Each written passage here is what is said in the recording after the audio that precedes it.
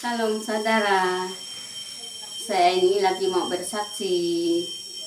Terima kasih Tuhan, saya bersyukur dan berterima kasih atas cinta kasih Tuhan terhadap saya. Selama saya mengikuti KKR di mana-mana saya pergi, tapi tidak juga berarti bagi saya.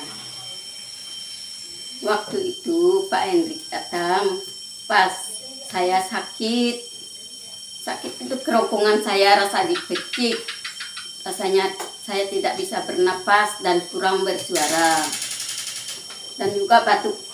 Waktu saya batuk itu ada keluar sedikit keluhan batuk, makanya saya kuat berdoa.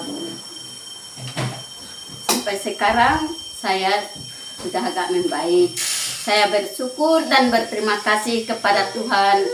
Tuhan yang selalu menuntun kehidupan saya.